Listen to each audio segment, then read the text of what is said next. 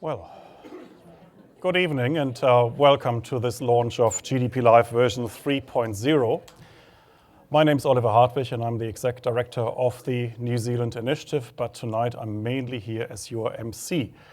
And in that function, I have to start with some housekeeping. So first of all, should you feel an earthquake, you're at the wrong event.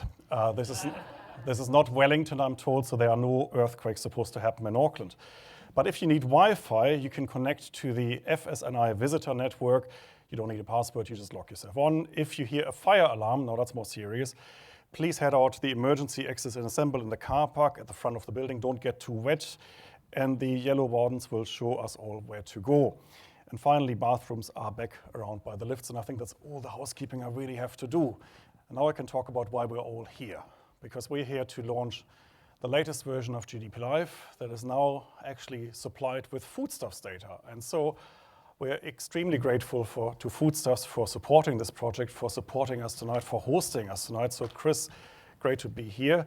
But I also want to acknowledge all the other sponsors, because we at the New Zealand Initiative believe in great research, we believe in this project, and we believe in the value it offers to New Zealand. And so we have over the years convinced a number of our members to also support this project once public funding for it ran out. And a number of our members have actually come along the journey to support the world's first live GDP and inflation tracker.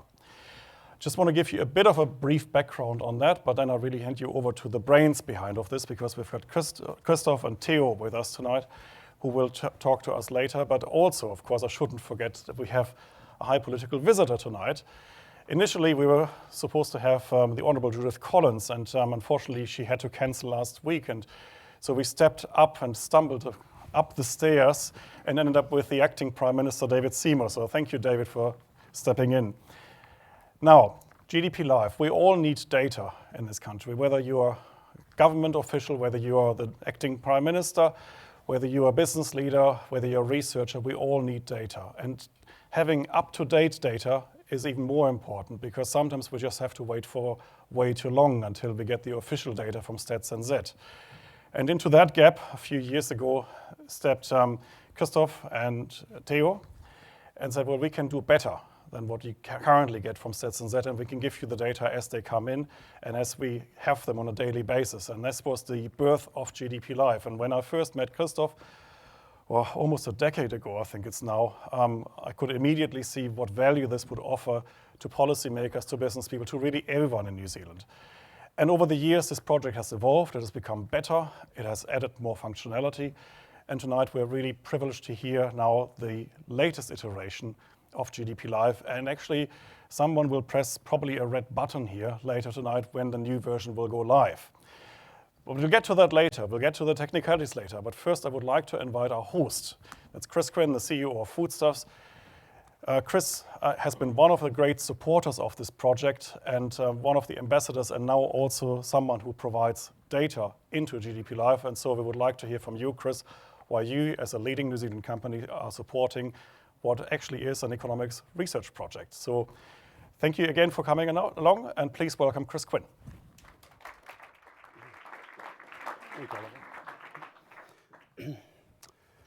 Tēnā koutou katoa. Inga mana, inga reo, iwara rangatirama, tēnā koutou, tēnā koutou, tēnā koutou katoa.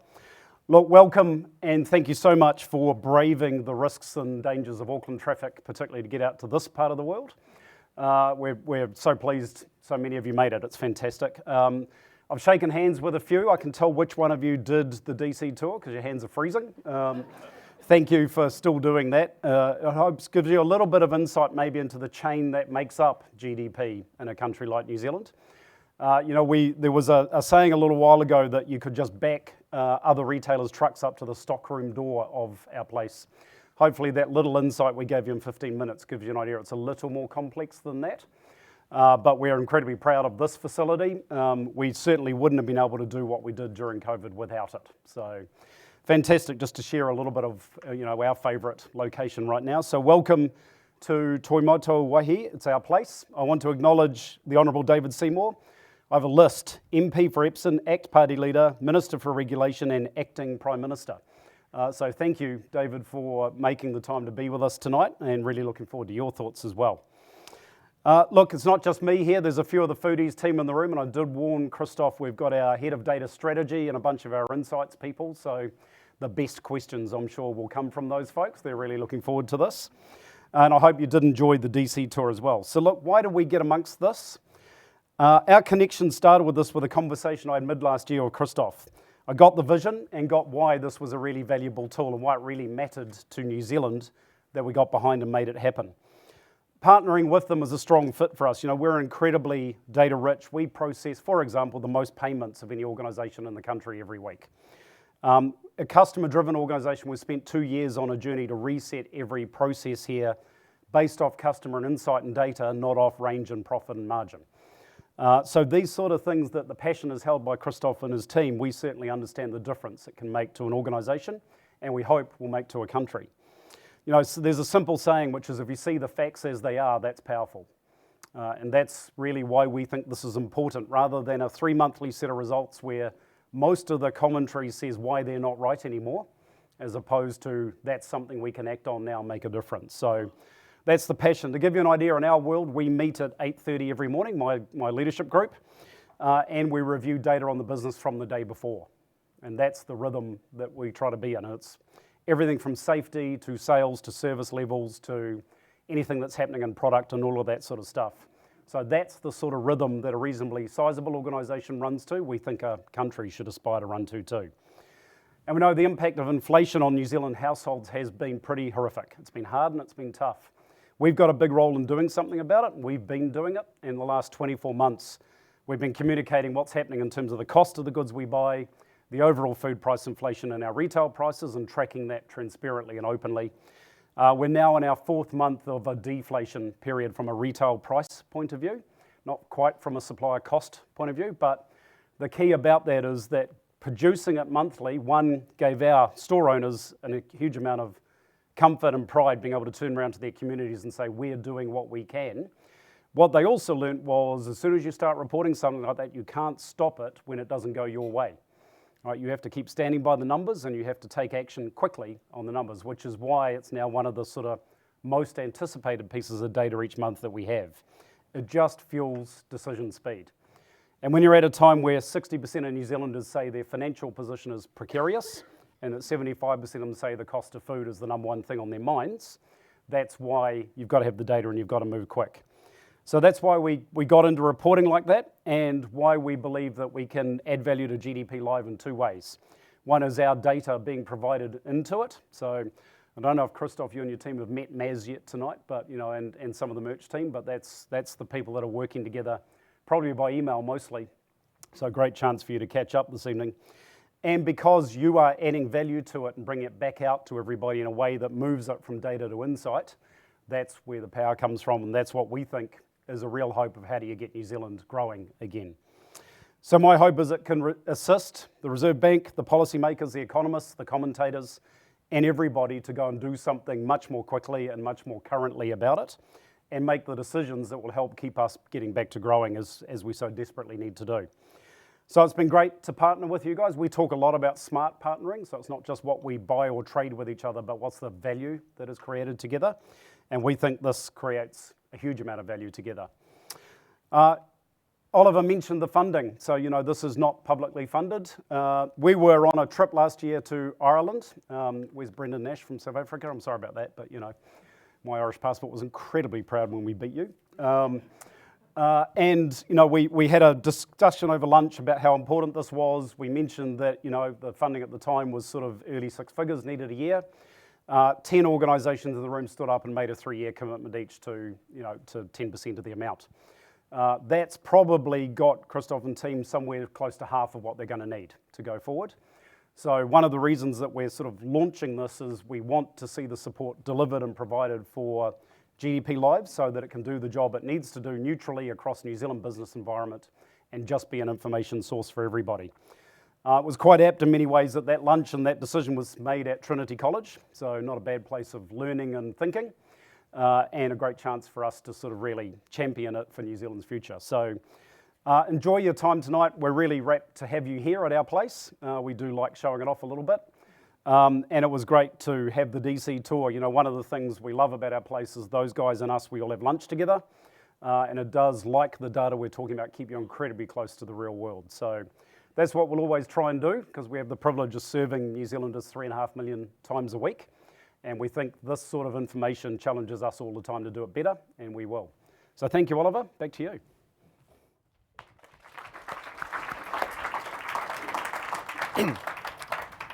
Thanks again, Chris. Thanks for hosting us. Thanks for the support. And I would like to also acknowledge your team, your events team, with whom we've cooperated in bringing this together for the last probably 3 months or so. They've been a pleasure to work with, and thanks to all of you guys for making this possible. And then while I'm at acknowledging people, I would also want to acknowledge Chelsea Killick, my colleague at the initiative, who's actually been the events wizard behind all of this as well. Now it's my great pleasure to introduce our acting Prime Minister, David Seymour, who is, of course, no stranger to these initiative events. We've hosted you many times before, and we're really grateful that you have come to us tonight to help us launch this project. It is something that should be of interest to any politician, but especially to a politician who's also Associate Finance Minister, because we think this can really help you inform your policy decisions, your spending decisions, and it tells you where you are 3 months before SZ does. So with that, welcome David Seymour. Thank you very much. Thank you. Thank you. Well, look, thank you, Oliver, and thank you, Chris. There's so many reasons why I was thrilled to be invited to this, even as a stand-in. It really is a wonderful gathering of people with a wonderful purpose. In fact, I almost feel like a bit of an imposter because it's almost happened in spite of government, certainly not because of it. I want to thank Oliver for all of the work that he and Chelsea, Roger Partridge and the team at the initiative do. The truth is, there's a lot of things we can't change about New Zealand. We can't change our size or our legation. We can't change our population very quickly or our culture too quickly. Our policies are the thing that we can change. And yet I don't think we invest nearly enough in public policy development and advocacy. We're very lucky to have a think tank like the New Zealand Initiative in New Zealand. The only thing I say as a criticism of them is that they need to be twice as big and there should be 5 of them, but we'll work with what we've got. I also just want to thank Chris Quin. Chris is someone that I call dangerously friendly. You know, sometimes you don't realise you're being lobbied by Chris. It's too late. And after that charming te reo Māori with an Irish accent, I mean, who couldn't be won over? But he's also someone that I think has walked the talk, first of all, in his relationship with his big team of staff, with his innovation, his contribution to the rest of the community. Always been a good friend to me, and I know that for a lot of my political career, my favourite song was the Eric Clapton, "Nobody knows you when you're down and out, but when you get back on your feet again, everyone wants to be your long lost friend." And I'm not really a people person, so I'm always grateful to remember the people that have always shown me a lot of kindness. So thank you, Chris. It's nice to see you here. I think it speaks to the character you bring to everything you do, and particularly our academics.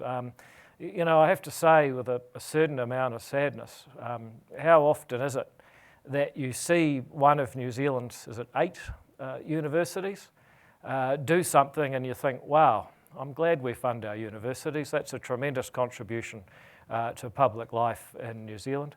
I think it needs to happen a lot more, but this is most certainly one of those examples, and I think what Christoph and Tao have developed is something that has the potential to be world leading, and it's something that we should seek to do far more often. Once upon a time, our monetary policy really was radical, groundbreaking, and eventually copied by the Bank of Canada and then rarificated around the world.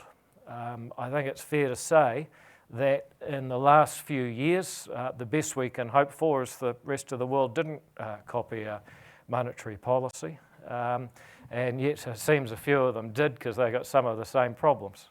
Once upon a time, Milton Friedman suggested that monetary policy would be better done by a simple automated rule that would allow central banks to set the money supply in a predictable way and have others plan their activities around that.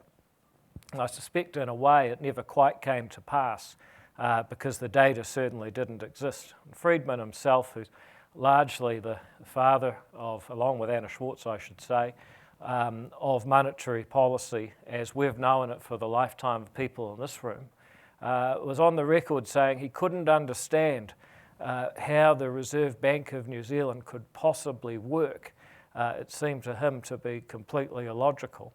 And as I was driving down here to be at this event, it occurred to me that maybe out of Massey University, we've actually managed to connect those two observations and produce what may turn out to be a revolution in monetary policy that will allow us to avoid some of the mistakes of recent years that have led to so much political upheaval and disruption, so much frustration and anger that I feel when I go out and listen to New Zealanders up and down this country, that I know a lot of Chris's staff experience because people are on edge when prices rise and they can't make ends meet.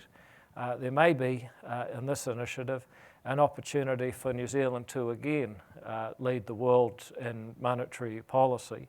And it's been made possible by people like those of you in this room who have been prepared to take a chance and support something for the greater good, and those academics that have been prepared to take the initiative and do things that I think are genuinely relevant and useful to everyone else in New Zealand. So thank you very much for hosting a politician from the government at what is largely a triumph of civil society tonight.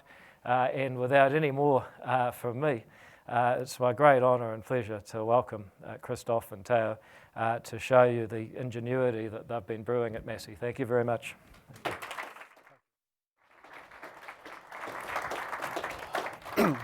Thank you, David. And now that we heard so much about GDPLive, it's now finally time to see how it works in practice. It's my pleasure to welcome Christoph Schumacher and Theo Susnjak. They are the two brains, of course, one economics brain, one AI brain, or tech or IT brain, whatever you want to call yourself.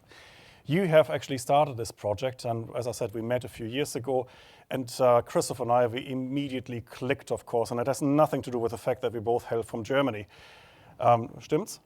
Ja, aber genau so war es, ne? So we met, we immediately saw the value in this, we supported it, and we're really excited about this latest iteration of GDPLive. So I'll hand you over to Christoph Schumacher, Professor of Economics at Massey University here in Auckland on the Albany campus, and you will then introduce your colleague Theo, and we look forward to hearing what's new about GDPLive and how it works. Welcome, Christoph Schumacher.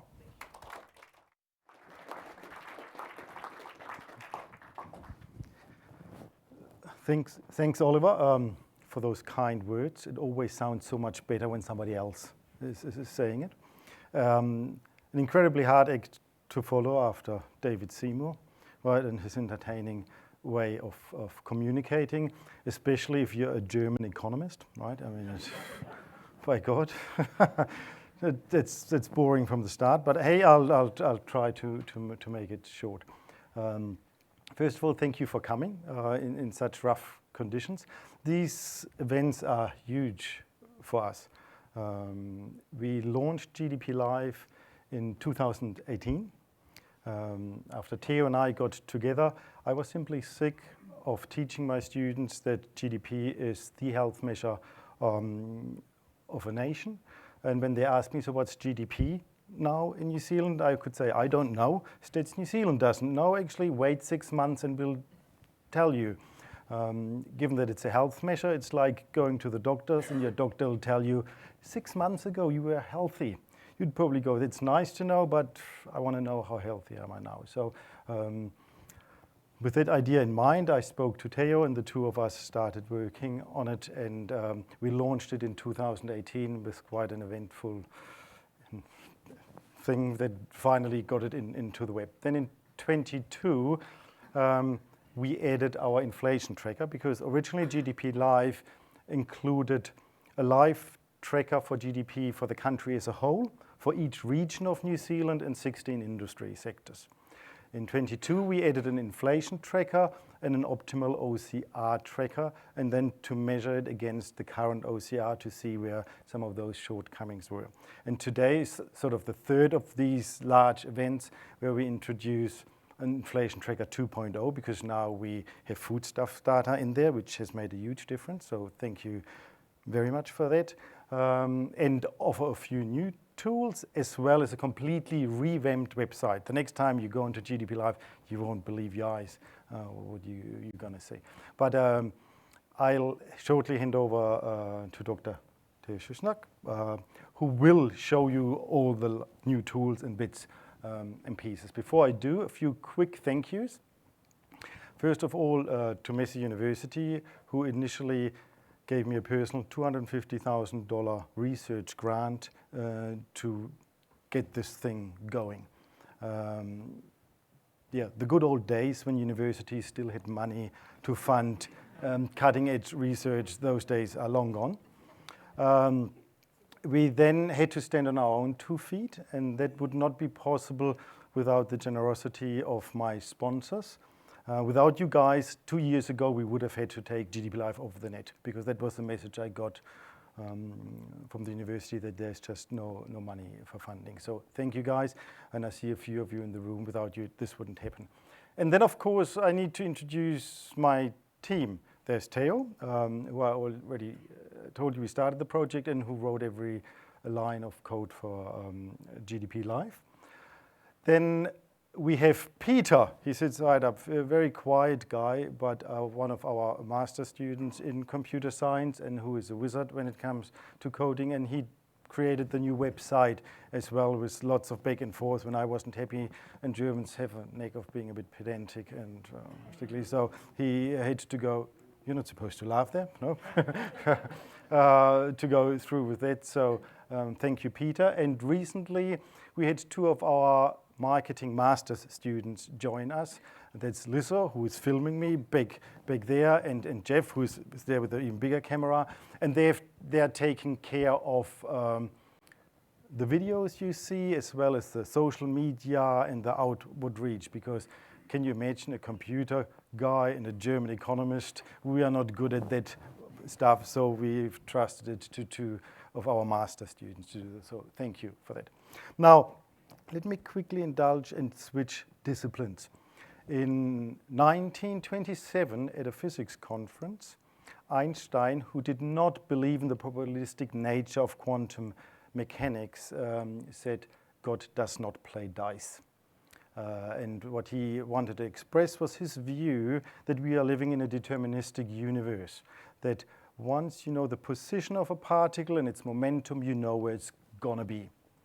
Now, Niels Bohr, a great fan of quantum mechanics, responded famously, Einstein, stop telling God what to do.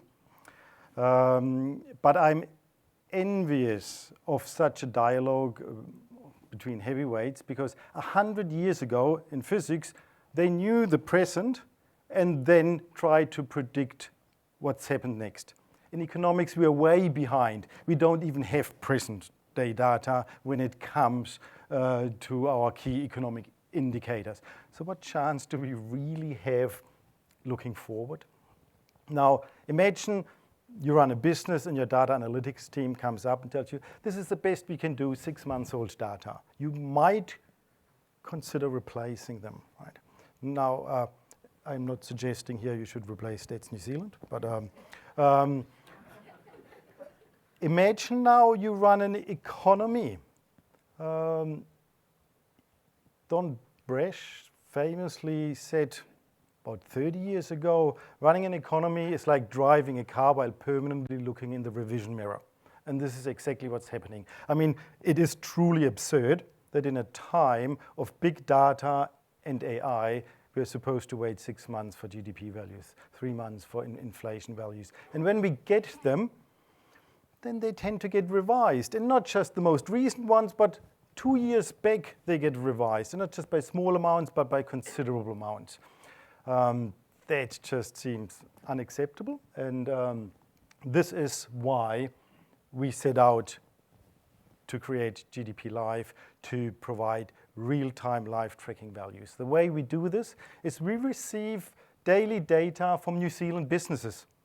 And then we use machine learning to turn these daily values we receive into a daily GDP value, and as well as an inflation value. And this is how we know today what's actually happening today rather than wait that long. This is cutting edge research, so sometimes we get it right and sometimes we get it wrong. Again, to quote Einstein, if the hell I knew what I was doing, it wouldn't be called research. So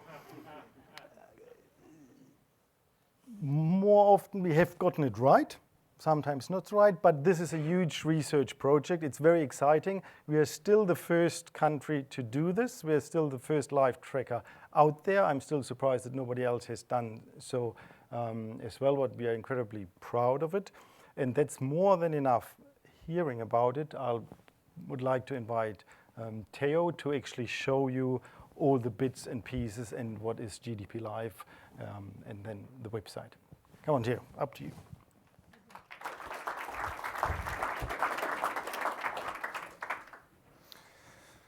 Thank you, Christoph. Acting Prime Minister David Seymour, ladies and gentlemen, thank you all for attending. Foodstuffs, thank you so much for your generous hospitality. And like Christoph said, thank you to all our sponsors. This would not be possible without you guys. Now, I have to say, I am overwhelmed with anxiety for two reasons at the moment. I have been dreading giving a 10-minute presentation. All of my classes, without any exceptions, run for 3 hours. I don't know how to give a 10-minute presentation anymore, and it's causing anxiety.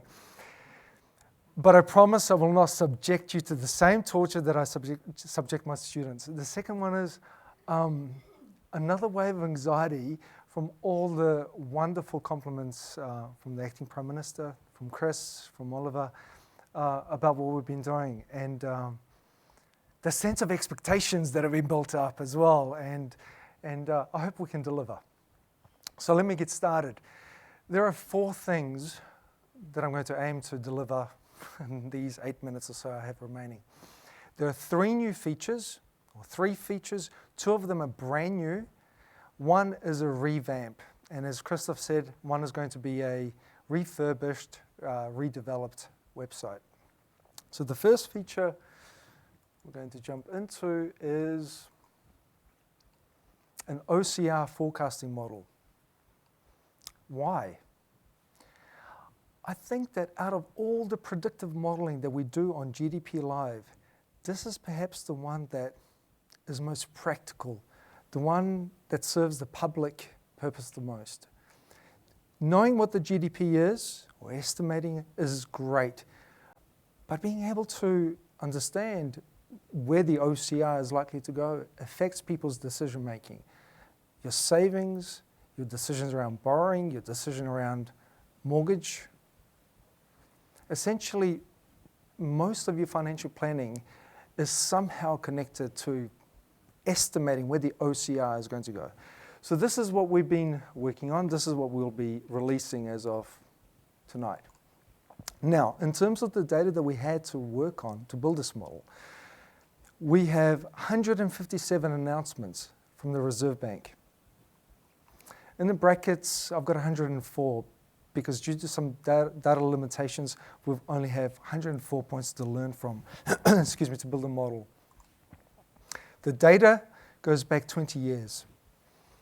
But for our models, we go back to about 2010. Now, the second question is, what are you going to predict if you're going to be predicting OCR movements? You've got 2 options. You could be predicting, is the OCR going to go up? That's option 1. Going down or no change? That's a classification problem. And as it turns out, that's fairly easy to solve. The other one is, you could predict the magnitude of the change that the OCR announcement is going to take. So we've seen over the history the range of changes in terms of announcements of OCR has gone from plus 0.75 percentage points, and this happened just a couple of years ago, to minus 1.5%. This was at GFC crisis. This is a hard problem. We've decided to do both at once. when you look at trying to solve OCR as a classification problem, this is what we're working with. Over the last 20 years, 31 announcements have increased the OCR, 18 of those have lowered it, but vast majority has been no change. And for those of you who've done a little bit of machine learning, that presents a little bit of a problem because we have a skew, okay? But we're going to be predicting both. Now, in this next slide, I'm going to show you the graph that's going to pack in all of these predictions, and I'll walk you through it. So this is what you will see on the actual website. Let's walk through it, and we'll start off with the easy part. Up here is the actual prediction for the upcoming OCR announcement. And it's expressed in probabilities, and this whole graph was generated 2 days before last Wednesday's announcement. So I decided to keep this up here because it shows you what we were predicting, and now we know what actually did happen. So the models predicted with 93% confidence that there will be no change, and indeed there was no change. Now this dashed line, when you look at it on the website from tomorrow onwards, will show you that this is the past and this is the upcoming, this is the future. This red line shows you where our prediction is. So this is the 0 line. On the y-axis, we have the magnitude of the change that we believe is going to be announced with the OCR. So usually it's about 0.25 percentage points up to 0.5, and this is that big one of 0.75. Now you can see, looking back at history, that we've been pretty good at predicting no change. So there are no bars here, nothing changed. Going back here, we see that we missed this one here. This was around end of 21. We predicted no change, but there was a change of 0.25. But then you can see we got this one correct, and then likewise these big hikes, all of them, we got them right, up until this one. Now here you will see that we got the prediction right. We predicted that the OCR would go up. We just didn't quite predict that it would go up 0.75. We predicted 0.5. So you can see, warts and all, how this model behaves. And you'll be able to see all the way back about 15 years how this model has tracked over time. For transparency, you can see when it's got it right and when it's got it wrong. So that's the OCR model. Now you might ask yourself, well, okay, how good it is? 88% accuracy is what we have. And we think that's pretty good. Now it's very good at predicting no change. And 2 out of 3 times, it's going to predict it correctly when there is a change. That gives you a sense of how the model behaves. But all in all, I think for version 1, this is pretty good. Next feature is a feature that we have revamped. This is the improved inflation tracker. I'll be the first one to admit that our first inflation tracker was not as good as I would like it to be, but I feel a lot more confident about this one. So why inflation? Well, we've heard inflation matters. It does hit all of us in the pocket. Every time we go to the grocery store, every time we go to the petrol station, we feel it. And it's especially become part of the discourse since we had the last spike in inflation of up to 9%. And as Christoph was saying, with inflation, just like with GDP, we never know what it is right now. We know what it was. It's looking in the rear view mirror.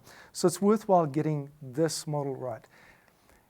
In this next slide, I'm going to show you, although I won't have too much time to unpack it, this is what our predictive graph looks like with confidence bands around it. The black dots are the actual annual inflation rates announced each quarter.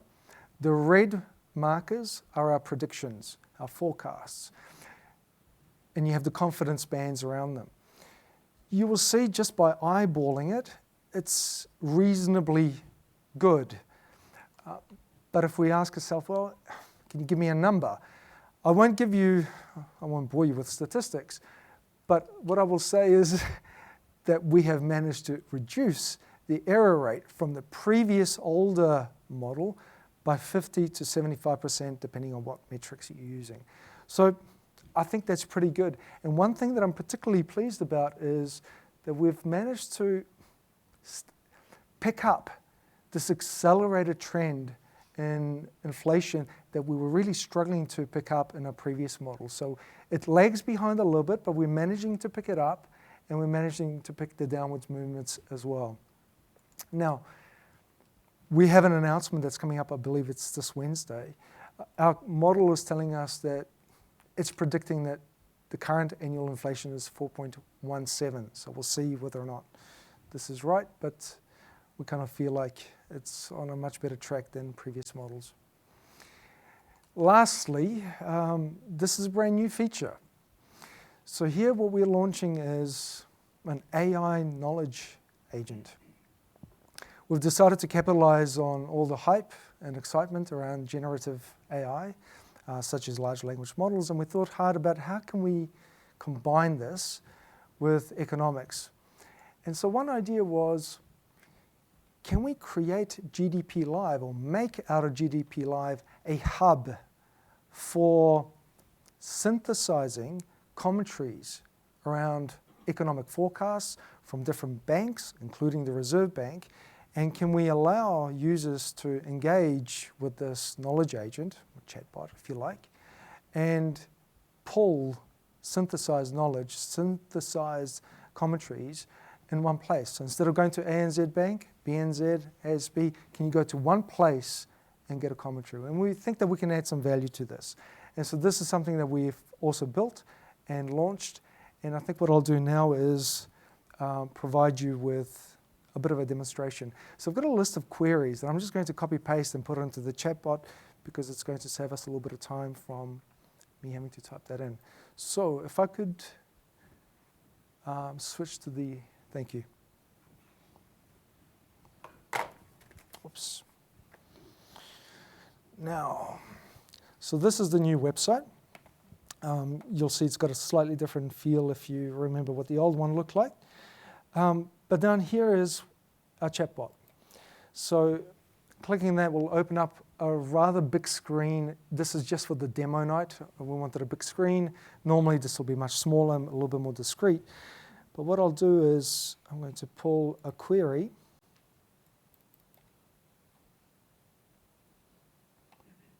So we're going to ask the chatbot, what are all the sources that you have access to and their dates?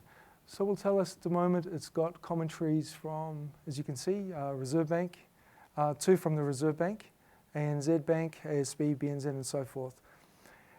Now, one of the difficult things with chatbot, and we've all experienced this with ChatGPT and others, is the amount of hallucination that comes out of them. And so we put a lot of effort in trying to make sure that you can get source information. Whenever it spits something out, it should say source, ASB Bank commentary, and give a date. It shouldn't stray, hopefully, too far from truth. So let's do an example with this query here. All right, so we're looking for a synthesis of the inflation forecasts from the Reserve Bank and all the other banks. And we're highlighting any consensus or divergency on the inflationary pressures in New Zealand. Be specific and detailed. All right. So we'll tell you what the Reserve Bank says, what ANZ says, BNZ, Kiwi Bank, Westpac, and so forth.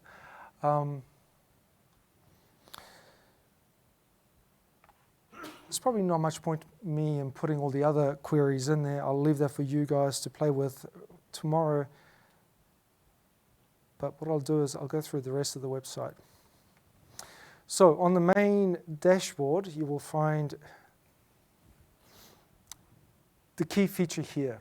And the OCR forecasted OCR change is here. So as I said before, I left the old one that was predicting last Wednesday's announcement.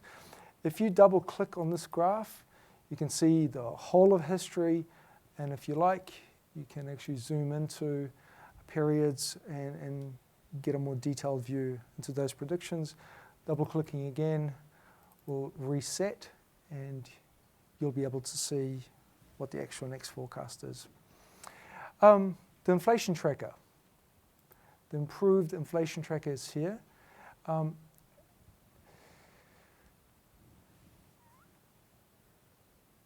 If we zoom into it, we'll be able to see that the next announcement is actually going to cover this period.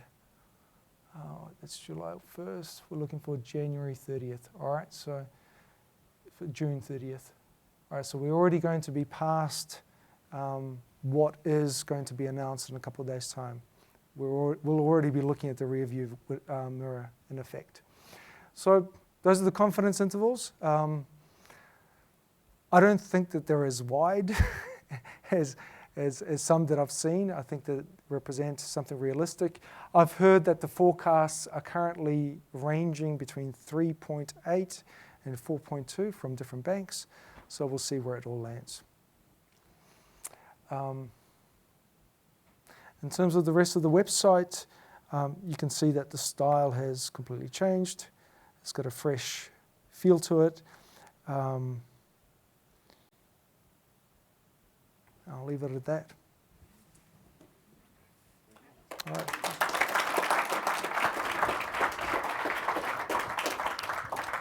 Thank you, Theo. Thank you, Christoph. Can now invite all our speakers onto the stage for the Q&A. We've got a few minutes to discuss the future of GDPLive. Chris, please join us as well. Christoph, Theo, we've got chairs for all of you guys.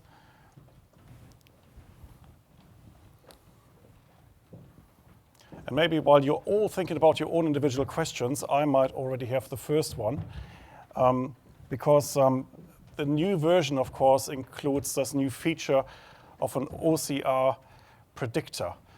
And Christoph, maybe you would like to comment on that. I mean, how is it possible to look into Adrian Orr's brain? And do you have to reprogram the OCR predictor every time we've got a new RBNZ governor? You certainly can't see inside his brain, would make no such attempt. But there's absolutely an important aspect is we have got economic data and we use that, meaning past values to see and to predict the future. But it also comes with certain announcement when we think it might go down, and then we hear the Reserve Bank governor saying that maybe it's going to go up because non-tradable inflation is simply higher than I want it to be. Then there's a whole different aspect to it, and we still need to quite figure out how do we deal with those verbal clues we get. So if Paul Conway makes a comment by saying good things take time, therefore we need to keep the OCR higher for longer, and so on. So we are using several indicators, but we can't predict what the actual Reserve Bank governor will do or say in the end. But you don't have to reprogram the model from Bollard to Bresch to Adrian Orr? No. Hopefully the model will learn from his things, and maybe at the end, if he's there for long enough, we can do something about his kind of attitude towards risk. Because if you go on the OCR tracker and we have a Taylor rule-based measure, we've put the names of the Reserve Bank governors in there, and you see very clearly which Reserve Bank governor kept the OCR deliberately high to sort of keep control of the economy, and which ones took more risk and set them much lower. So maybe with our fourth launch event, we can say something more about Adrian Orr and his attitude. Cool. Questions from the floor. I know, John, we talked about earlier. Do you still have your question? John Judge. When you look at your GDP figures, Oh, there's a microphone coming for you. when you look at your GDP figures, the GDP for the nation forecasts are very low, logically. For each individual area, they're incredibly high. Could you explain, first of all, why that is? But secondly, given all those forecasts come out of the Department of Statistics, why they don't do a decent job? Should I answer?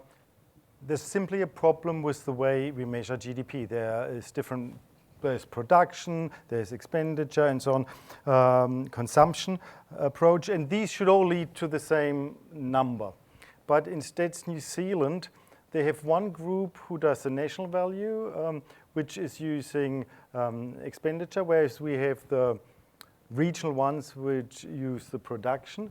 And these values don't even match if you go into their website. They don't add up. You would think if you add up all the regions, you end up getting the same value. Some also are inflation adjusted and the others aren't. So that's why the regional ones tend to overestimate. But I actually spoke to Stats New Zealand and said, guys, don't you match them up? And they said, literally, well, I'm working in this group and the other guy does this group and they do their things, and so they haven't quite fine-tuned it. We also understand that measuring GDP is a massive endeavor, and some of the data comes in slower, some is easier accessible than others. So that's why these values don't quite match up. And we use the official values to train the models. So we can only use what is officially out there. The fact that these don't match up at Statistics New Zealand themselves simply then reflects onto what we do because we use those values. But it would certainly make sense to get Stats New Zealand, these guys all together and say, hey guys, something doesn't feel quite right, let's tackle this issue. But that's your answer. But it's simply different approaches. They should match up theoretically, but as so often, theory and practicality are sometimes slightly different things. We have more questions. Yes, please. There's a microphone coming your way. I actually read about GDPLive a few years ago. I actually have it pinned to my browser, and I look at it every day. And Thank you. every time I read something about the interest rates, I'll pop into GDPLive and have a look at the inflation, your projected inflation, and I can't see, it's interesting that you're predicting 4.17. So I can't see how Adrian Orr thinks it's going to be 3.6. But my question was, if your prediction is 4.17 and Stats New Zealand come on Wednesday and say it's a 3.8 or higher than 4.17, does it necessarily mean that Stats New Zealand is infallible and that they're correct? So this is one of the issues that we've had with GDP in the past. We've found in the past that our models have been oftentimes correct, spot on at the time of the announcement. And then at the end of the year, they revise and all of a sudden the models are wrong and quite a bit off. And then the problem is, during the year, they've been learning on wrong data then, so naturally they're going to be more and more wrong. So it's like they're moving the goalposts all the time, and so it's very, very difficult to get it right because we don't actually know what right is half the time. And it goes in both ways, because what if our value was incorrect? We thought, given the official value, then we refine our model, and later they revise these values and we find out our original value was in fact correct. The value announced by Stats New Zealand was too high. And these, as Theo already said, creates all sorts of problems, because if you train a model on these official values, then things change. That's what machine learning does, right? It adapts things. And that is a huge problem, especially as we recently had 2 years of values were revised, and every single value was downgraded by Stats New Zealand. They took 2.5% of growth out of the economy. So while, not politically at all, but while Labour was in charge, the economy was not doing as well as Stats New Zealand believed us to be. But this created huge problem for our model, and then we even had some responses publicly where somebody said, you were consistently overestimating. Well, we were consistently overestimating because we didn't downgrade the values for 2 years back, and that causes a huge issue for us. Can I just say thank you for logging onto it on a daily basis. You are not alone, because you've had how many million page views by now? Overall, it was probably about 9. 9 million page views. Since the launch back in. I think you all make it a habit and we'll get to 10. Next question. Yes, please. Great stuff. Theo, impressed. Professor Christoph, awesome. I have a simple question. First of all, do you guys take financial decisions based on, in your own households, based on this data? And second of all, do you believe it would be really cool if the Reserve Bank would publish their data sources and their data? Because, David Seymour, we believe in transparent government. That was a question to Mr. Trust Government to you now. Then yes, I do. In fact, I just, unfortunately, as many of us, had to refix my mortgage because it was just due. Because strangely enough, in New Zealand, 3 years is considered long term. Go to Germany, it's 30 years. So I had to refix, and I actually looked at our values to decide how long to fix it. So yes, I still do believe and use our model. Look, I would use GDPLive as one data point out of many data points that you use in order to make a decision. I wouldn't purely go off GDPLive. There are some models that I have more faith in than others within GDPLive. I feel really good about the OCR forecasting model for some reason. I shouldn't feel that way because we don't have as much data for it, but it's got a good feel to it. I know it doesn't sound very scientific, but I've got a good gut feeling about it. I've also got a good feeling about the inflation model. I didn't have this feeling a year and a half when we built the first one. There were certain characteristics that just weren't quite lining up, and I wasn't happy with it. This one is responding how I would expect it to respond at different times, which gives me optimism at this point. A disclaimer here, we are providing no financial advice of any sorts, and believe me, academic pay grades, we are not right up there to any to take such risks. I actually want to take your question forward because it's actually a question also for Chris and for David. So would you take, I mean, you're sponsoring GDPLive, you're supplying it with your data, but would it actually help you in your day-to-day decision-making here at Foodstuffs? It would because, firstly, when you're an integrator, which is essentially what we are, we just buy thousands of products and services, put them together in a way that appeals to customers or does not. Our customers can make a decision to go shopping somewhere else this afternoon. So it's a pretty live and current model. It's got an ability to tell us about what sort of cost increases we should be seeing as opposed to what people are saying they have to put upon us. So that can be very helpful. And also helps us see, if we're determined to make a difference in terms of inflation's impact on New Zealanders, just like the ones that you met as you walked around the warehouse. That's sort of when you think about that. Then it really helps us have the data to be very current and live so that we can make decisions about going faster. So it can and it does. And what can GDPLive do for the acting Prime Minister? You can check on the performance of Stats NZ and the Reserve Bank? Well, I've been sitting here wondering a lot of things. One is to what extent are you training these models to predict reality or to predict what the government departments will say is reality? It reminds me of a joke I read from Paul Krugman recently. He said when he was in economic conferences and the Chinese government would make an economic statistical announcement, the conversation immediately turned to why did the Chinese government want you to believe that rather than what was happening in the Chinese economy. Now, I'm probably not allowed to say things like that at the moment, but create a diplomatic incident. But and so I do wonder about whether you're predicting reality or the government department's performance. And the second thing is if you believe in rational expectations, this is your question about should the Reserve Bank be transparent. Well, to the extent that the Reserve Bank reveals information, it actually shifts people's expectations. And to the extent this modelling becomes credible, it will also shift expectations. And so you kind of have a bit of a waterbed effect where you push it on one side and it creates a ripple on the other. So I think government should be as open and transparent as possible. I'm still not quite sure which of its reality or government department's performance you're actually trying to train to model here. But I think the best thing I've heard is that it's one of many data sources out there you should use to make your decisions. Is probably how we'd approach it.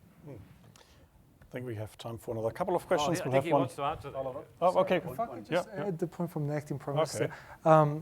To the point about decision making at the Reserve Bank, we make the assumption with this model that the Reserve Bank is estimating the inflation to be what we think it is. Now, we could be more accurate than the forecast by the Reserve Bank, but that doesn't really matter, because if they're seeing it and interpreting it differently, our OCR forecast is going to be wrong. So we'll only be as correct as much as we're aligned to the information and the thinking that the Reserve Bank is using at the time of making the announcement. Brings me to the next point, is that we are not in competition with Stats New Zealand or the Reserve Bank. What would be ideal to work somehow together to produce something even better by bringing all our expertise to one point. And that is the sad thing. In Germany, I'm used to universities being used for government and in the business sector because there are very strong links. The first thing I noticed coming to New Zealand, that there's a disconnect. Sort of, we have the universities, yes, and there are those academics, but who cares? Kind of, we make those things. So when I think we are offering something, it's for free. It's for New Zealand. We don't make a single cent from it. In fact, my head of school is here. He'll be swearing that I have used up funding and money to do things at all. We are saving left, right, and centre. So the point is, we are doing this for New Zealand. Why not use it? I've heard in the press and so on a few times that we are not trying to outperform the Reserve Bank. I said, no, we are here together to produce something that is valuable for New Zealand. And we just need to bring also some of these government agencies up to speed, because I feel at times they're not using the latest technology and techniques that are available. And that's hopefully something we still do in parts at universities. Okay. Next question. Thank you. Speaking as a statistician, I have to say that I found tonight's discussion thoroughly fascinating. I wish we could do it every night. So thank you very much, gentlemen, for the opportunity.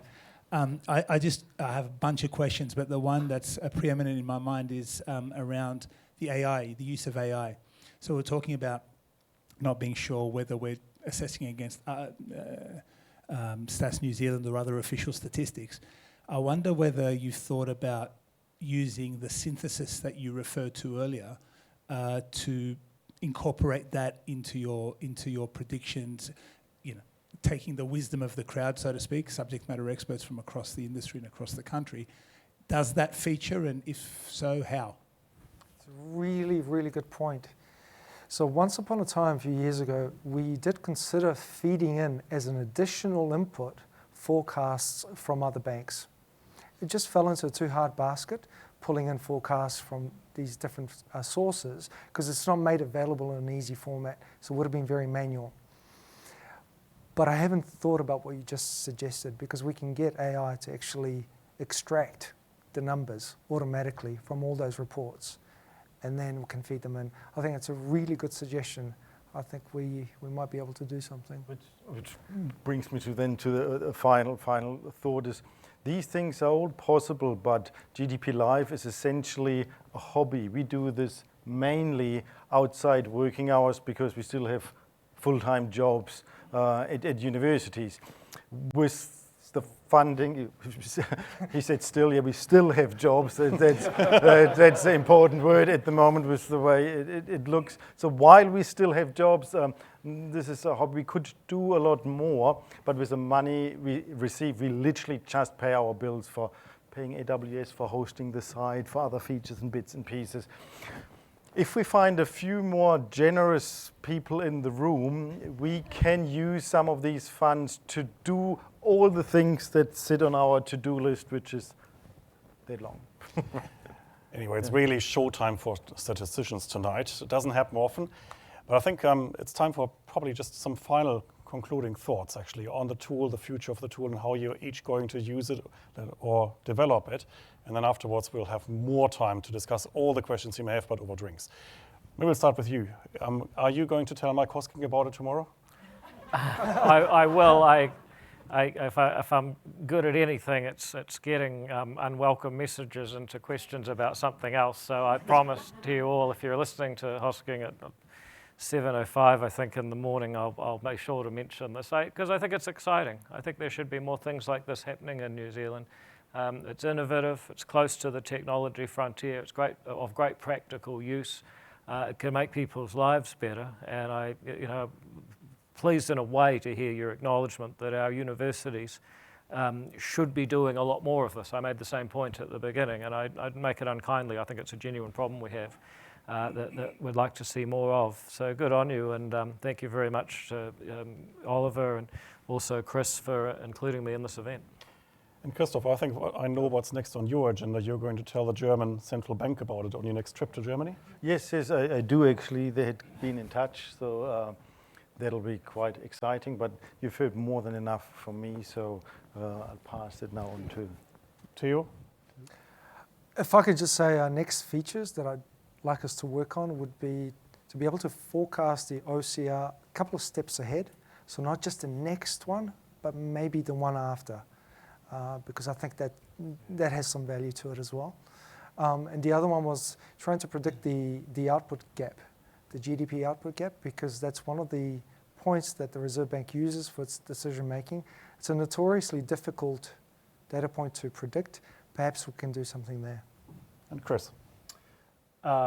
Firstly, David, please do mention it to Hosking in the morning. He grizzles about GDP being so late so often. You could tell him you've solved it in your short time as acting Prime Minister. So I'll be saying he has. Yeah. I think, secondly, if any organisation in the room, you're going, I wonder if, please engage with the guys, because I think they wonder a lot too. That's what's quite magic about this, but with real expertise. Last thing, I think, David, you said earlier, we're never going to win by being the biggest or the most scale at anything as a country. Our advantage should be our ability to form a small, tight team with a single purpose.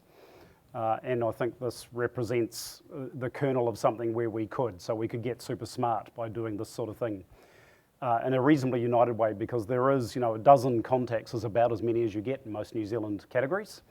If we could do that, then, we might find an edge that we so desperately need. And on that optimistic note, I think it's time to bring this to a conclusion. Can I just all ask you, join me in thanking our panel, Foodstuffs and Chris Quin for hosting us. Congratulations to Theo and Christoph for developing it, and thank you to David for joining us for the discussion today and bringing it to Mike Hosking's attention. And to all of you, thank you for coming along. Please stay for another drink.